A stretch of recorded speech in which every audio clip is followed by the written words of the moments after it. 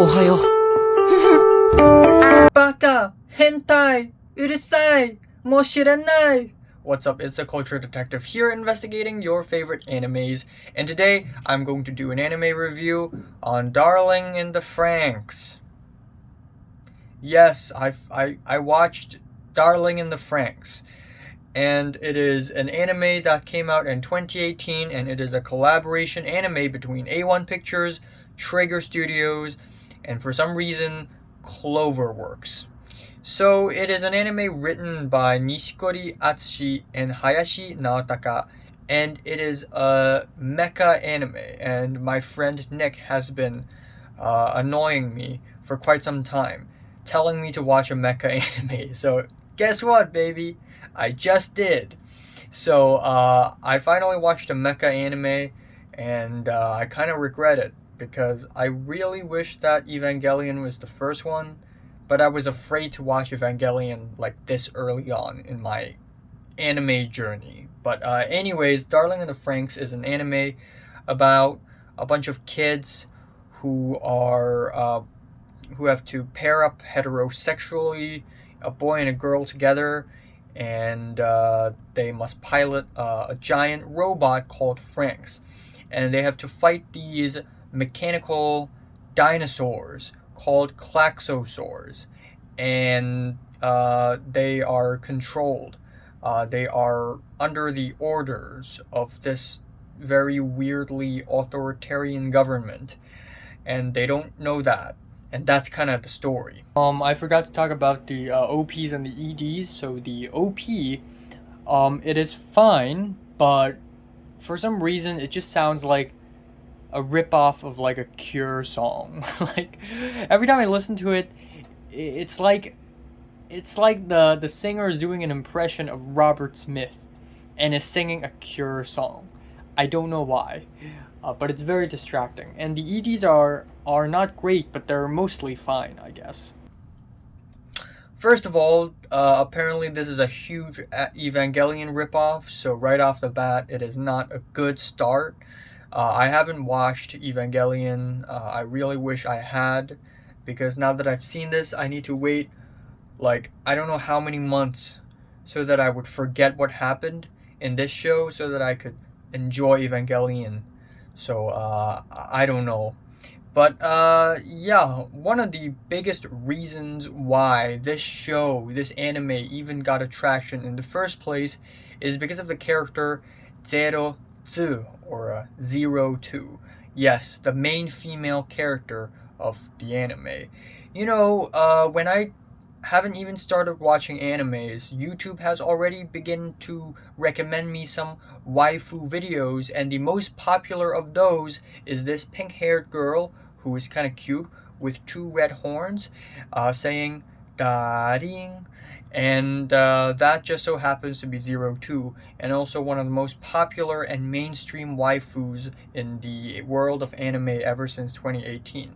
And after a while of watching anime, I legitimately thought that 02 might be one of the more poorly written characters. But to my surprise, 02 is actually not that poorly written. So, a lot of animes do this where the main female character or a certain female character is really cute but also kind of psychotic, and they usually write it in a way where it's like they have a split personality. But in Darling in the Franxx, the writers actually successfully made 02 as a character, as a personality, make more sense and have more of a backstory to hold up her cuteness but also her violent tendencies at the same time. So I actually kind of like that. I actually think 02 is not that poorly written, and I would totally understand why if people think she is a waifu character. Do I think she is the best waifu of all time? No, there are still tons of more intricately written female characters in anime. But do I think 02 is poorly written? Not at all. It certainly has her merits. Anyways, the real problem lies with the plot. The plot is, I wouldn't say boring, but a lot of the plot is just pointless. So whenever there's a fight scene, I get bored as hell, because in most of the fight scenes, up until the very, very last one, we have no idea who we're actually fighting. Yes, Klaxosaurs. They're big, they're scary, and they're blue. And that's pretty much all we know about these villains. We actually literally don't know anything about them. Why are they here? Why do they appear? How do they work? Do they have a master? We literally know nothing until the last 6 episodes of the anime. So whenever there is a fight scene, I literally don't care for any of the characters or anything at all, because I just don't care, because there's nothing interesting going on in there. Aside from that, the other characters, aside from Zero Two, are all pretty boring. Our main character, Hero, is this kind of awkward but also kind of serious virgin boy who's like turned inhuman because Zero Two is just so damn good. And then every other character is just kind of boring. We have the tsundere character, we have the energetic girl, we have the shy smart girl, we have the curious elegant girl, we have smart boy, we have rude arrogant boy, we have boy who's fat and who likes eating. Like they have very bland, one-dimensional personalities. So watching them fight very seriously and shouting just doesn't do anything for me. It's just boring and pointless and aimless. I think the anime didn't start off very strongly. It started off like I'm supposed to be in the middle of a story already, and then we have fights, I think on episode 3 or maybe 4, where we have the second time Zero Two and Hero, our main character, sat together in their giant robot Strelitzia, and actually that's the third time. And in that time, a lot of people were like, "Ooh, nobody has ever survived 3 times piloting a FranXX with Zero Two. Oh my God, Hero, you're gonna die." And I actually kind of like that plot point. Like, oh my God, is he actually going to die? Will he survive? Oh my God, you don't know. And in that fight scene, Hero was literally on the verge of dying. There's this huge blue taint on his body, and then suddenly, right before when he almost died, suddenly the blue taint just disappeared. How? Why? What is the logical reasoning behind it? We never knew. So yeah, there are a lot of ass pulls like that I just find confusing, and there are going to be so many more logical problems with this anime later in the episodes.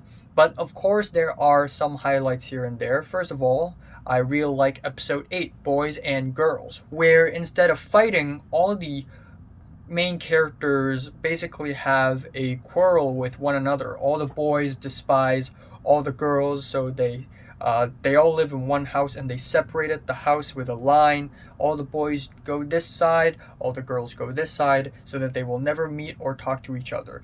And it is a pretty fun episode, you know, when there's a lot of serious drama and fighting. A comedic episode is so refreshing, and I actually really enjoyed Boys and Girls. I don't know why it has such a low rating on IMDb, but I enjoy it. I like it. I think it's a fun ass episode, and in these fun situations, these characters actually get to showcase their personalities so much more than in a fight where they just scream and be like, "Shine!" Next up, I really like episode 10, The City of Eternity, where the main characters get to visit a city because they are children, and in the universe of Darling and the Franxx, children live isolated and all the adults live isolated, and children have no concept of adults. They thought humans are made by machines. They don't know what reproduction is, you know. And all the adults are basically castrated, and they all live in the city, and it's very boring and like dead because they all don't reproduce and they just float around. And this episode is basically disillusionment, where one of the main characters stayed behind got lost and spoke to one of the adults in the city, and it was quite a memorable episode. Then we have episode 13, the flashback episode, which explains the flashbacks of Zero Two and how Hero has known Zero Two the whole time, but he was just altered in memory, so he couldn't remember her. So yeah, a very powerful episode. I also really like this reveal. I like this plot twist that all these quirks that Zero Two has is actually inspired by Hero in the first place, but Hero himself doesn't remember that. I thought this was a really interesting plot point, and it's even though there are some melodramatic moments like Hero and Zero Two saying their lines at the same time, which is a little dramatic, but still, I enjoyed this flashback. And episode 14 subsequently has an episode where we have the peak drama between Zero Two and the rest of the team, because Zero Two, after all, is not human. She has horns because she's actually half Klaxosaur. And so there's a lot of tension, and obviously Zero Two and Hero, they love each other.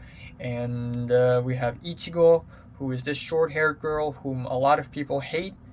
I don't hate her, but I would understand why people would hate her.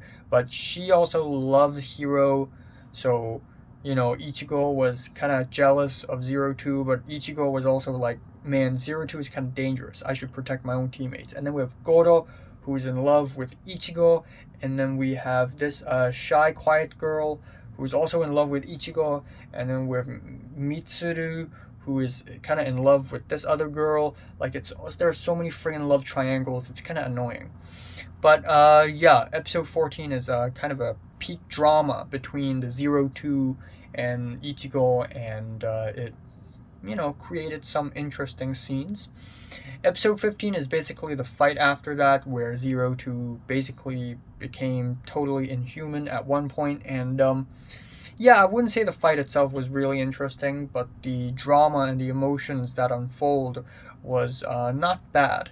And finally, we have episode 16, which is basically the start of part 2 of the anime, where essentially after the big fight, the electricity and the water supply are cut off, and all the kids, all our main characters, are stuck in a house, and they have limited food supplies and water and stuff. So they decided to start planting foods and farming food themselves. They start cooking food themselves. They start building a water filtration system.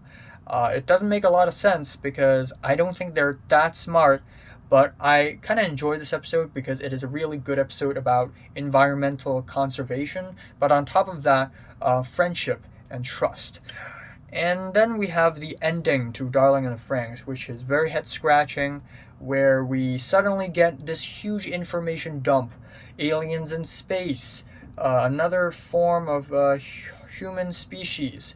This doctor, I love flashback episodes, but in the Dr. FranXX flashback episode, it was more of an information dump than an emotional journey.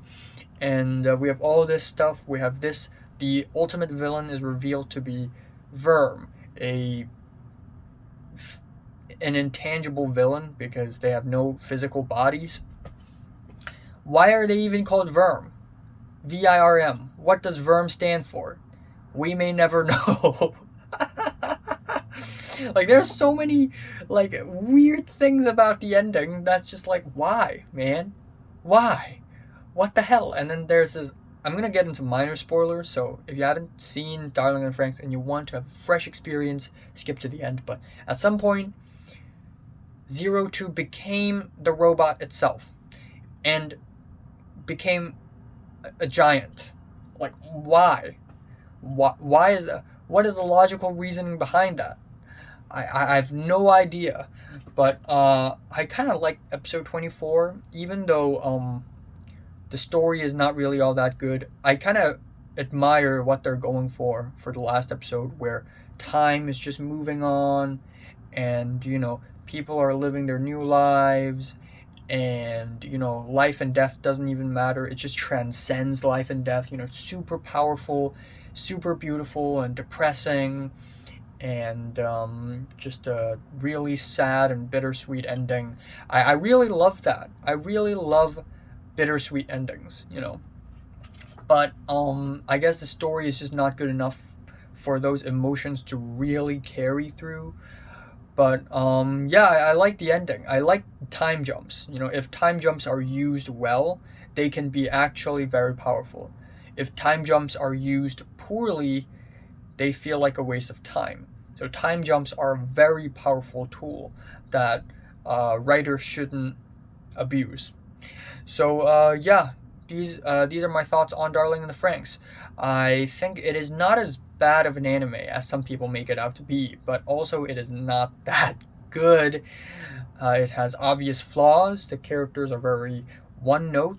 The world building is a mess, but there's definitely highlights here and there. And its message of procreation and heterosexuality in response to the declining birth rate of Japan is a very interesting way to jab at it, I guess. Yeah, it's so sexual. I don't know why. Darling in the Franxx, feeling a strong 6 out of 10. It is only appropriate to give a show like this a 6.9. So, have you watched Darling in the Franxx? From 1 to 10, would you rate it? Like it, and subscribe if you want more, and thanks for watching.